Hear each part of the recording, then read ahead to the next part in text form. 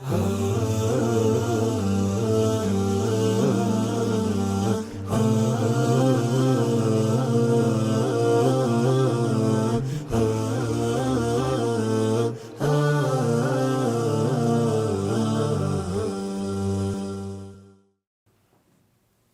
لله رب العالمين والعاقبة للمتقين والصلاة والسلام على من بعث رحمة للعالمين وعلى آله وصحبه أجمعين والتابعين لهم بإحسان إلى يوم الدين. أما بعد، أعوذ بالله من الشيطان الرجيم. بسم الله الرحمن الرحيم. شهر رمضان الذي أنزل فيه القرآن هدى للناس وبينات من الهدى والفرقان. اہل ایمان، ایک مبارک مہینہ اس کی آمد ہے، ایک موسم جس میں مغفرت ہے، جس میں اللہ کی طرف سے معافی کا اعلان ہے، جس مہینے میں جنت کے دروازے کھول دیے جاتے ہیں، جہنم کے دروازوں کو بند کر دیا جاتا ہے، جس مہینے میں شیطانوں کو بند کر دیا جاتا ہے، جس مہینے میں اللہ کی رحمتیں برستی ہیں، وہ مہینہ آ رہا ہے۔ یا باغی الخیر اقبل، اے خیر کو چاہنے والے، اے نیکی کے متلاشی، آگے بڑھو، تمہارا موسم، تمہارا مہینہ آ رہا ہے، نیکیوں کا مہینہ۔ اس مہینے میں اپنے اللہ سے رابطہ قائم کرو کہ اللہ، پورا سال جو گناہ کرتا رہا، رات کی تاریکیوں میں گناہ کرتا رہا، دن کے اجالے میں گناہ کرتا رہا، اللہ مجھے معاف کر دے۔ تو معافی کیوں نہ ملے اس مہینے میں؟ سوال یہ پیدا ہوتا ہے کہ معافی کس کو ملے گی؟ اس معافی کا مستحق کون ہے؟ تو اللہ رب العالمین قرآن میں فرماتے ہیں، ان اللہ لا یغفر ان یشرک بہ ویغفر ما دون ذلک لمن یشاء۔ لوگوں، جس نے اللہ کے ساتھ شرک کیا، غیر اللہ کو پکارتا رہا، غیر اللہ کی عبادت کرتا رہا، یا علی مدد کے نعرے لگاتا رہا، اغثنی یا رسول اللہ کے نعرے لگاتا رہا، گاڑی پر لجپال حسین لکھتا رہا، اس کا داتا اور دستگیر عرش معلی پر مستوی اللہ نہیں بلکہ لاہور میں ایک مقبرے میں دفن ہوا انسان ہوتا ہے، اس کو معافی نہیں ہے۔ ان اللہ لا یغفر ان یشرک بہ، جو اللہ کے ساتھ شرک ہے اس کو معافی نہیں ہے، کیونکہ یہ زیادتی ہے، ظلم ہے۔ ان الشرک لظلم عظیم، یقیناً شرک بہت بڑا ظلم ہے۔ غیر رمضان کے مہینوں کے علاوہ اگر انسان اللہ سے معافی مانگے، جس طرح حدیث قدسی میں آتا ہے، یا ابن آدم، اے آدم کے بیٹے، اے آدم کی اولاد، اے انسان، لو بلغت ذنوبک عنان السماء، اگر تیرے گناہ آسمان تک پہنچ جائیں۔ ایک اور حدیث میں ہے، لو اتیتنی بقراب الارض خطایا، اے آدم کے بیٹے، اگر تو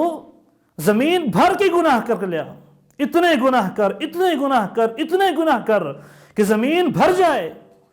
زمین و آسمان کا خلا بھر جائے، ثم استغفرتنی، پھر تو مجھ سے معافی مانگے، اللہ مجھے معاف کر دے، اللہ گناہ ہو گیا، غلطی ہو گئی، بھول ہو گئی، سہکاری میں مبتلا ہو گیا، رات کے اندھیرے میں غلطی کر بیٹھا، دن کے اجالے میں گناہ کر بیٹھا، ایک دفعہ تو اللہ سے معافی مانگ، ثم استغفرتنی لغفرت لک ولا ابالی، میں سارے گناہوں کو دیکھے بغیر بے پرواہی سے تجھے معاف کر دوں گا۔ اللہ الصمد، اللہ تو بڑا بے نیاز ہے۔ لیکن ایک حدیث میں آتا ہے کہ ان گناہوں کے اندر شرک نہ ہو، ان گناہوں کے اندر غیر اللہ کی عبادت نہ ہو، ان گناہوں کے اندر غیر اللہ کے لیے نظر و نیاز نہ ہو، غیر اللہ کے لیے دیگے اور چڑھاوے نہ ہو، غیر اللہ کے لیے سامنے سجدے اور رکوع اور جھکنا نہ ہو،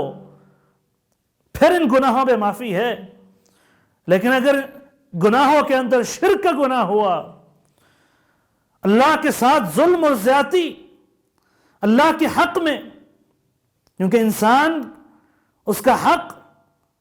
اللہ پر، اللہ کا بندے پر حق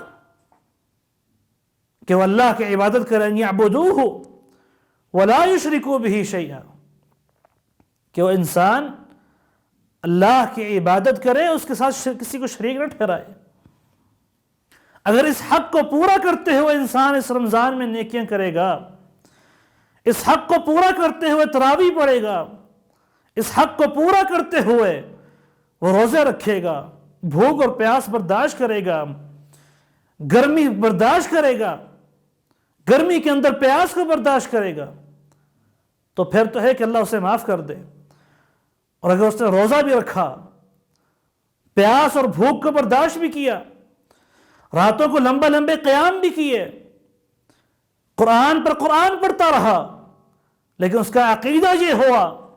کہ مشکل کشا حاجت روا اللہ نہیں، علی رضی اللہ عنہ ہے، اور اپنے بیٹوں کا نام وہ اللہ بخش اور اللہ دیتا نہیں،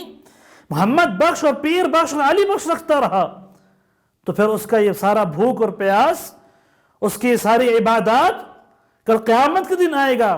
فَجَعَلْنَاهُ هَبَاءً مَنْثُورًا، اس کی یہ نیکیاں، اس کے یہ روزے، اس کے یہ قیام، اس کے یہ نفل، اس کے سحری افطاری کے خرچے، یہ غریبوں کو صدقہ، یہ زکوٰۃ الفطر، یہ سب اللہ رب العالمین یہ بڑی بڑی نیکیاں ریت کے ذرات کی طرح بنا کے اڑا دے گا۔ کوئی اہمیت نہیں، کوئی حاجت نہیں۔ تو اہل ایمان اپنے عقیدے کی اصلاح کریں۔ یہ مہینہ رمضان قرآن کا مہینہ ہے،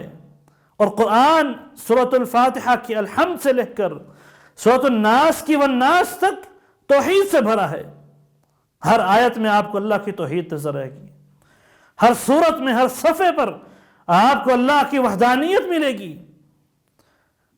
تو اس رمضان کا مہینہ، اس کا تعلق اللہ کی توحید سے بہت گہرا تعلق ہے، بہت ہی مضبوط تعلق ہے۔ اگر اللہ کی توحید کو نہ پہچانا گیا، اللہ کے اسماء و صفات کا علم نہ حاصل کیا،